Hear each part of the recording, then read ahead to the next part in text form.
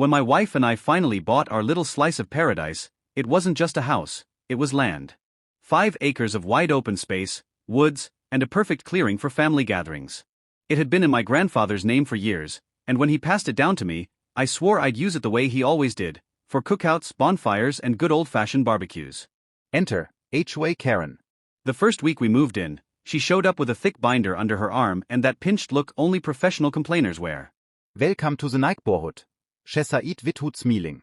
Just so you know, our HOA has strict rules. No loud music, no unapproved structures, and definitely no open flame cooking outdoors. You'll need to submit forms for your grill. I blinked at her. I'm not in your HOA. She smirked like I'd told a joke. Everyone here is in the HOA.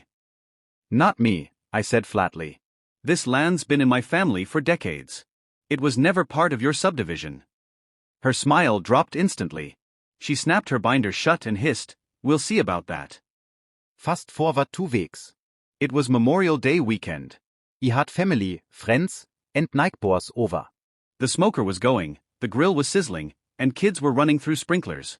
Pure Americana. Then came the screech. You can't do this. Karen came marching across my yard like she owned the place, waving her phone. That grill is a fire hazard.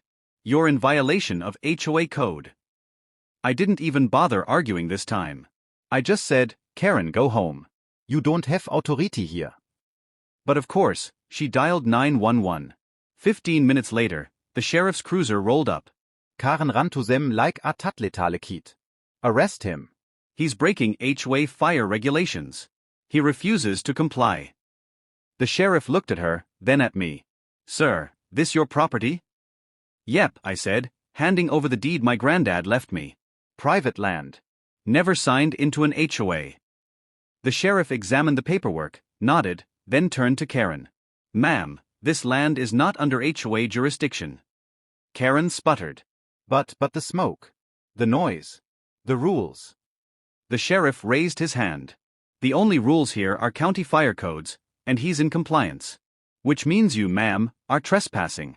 Step off his property now." The silence from the crowd was priceless. My cousins were barely holding in their laughter. Karen's face went tomato red as she stammered, You don't understand, I run this neighborhood." The sheriff didn't even blink. "Not here, you don't." He actually escorted her back across the property line and warned her that if she set foot on my land again without permission, she'd be cited for harassment and trespassing. After that, the barbecue turned into a victory party.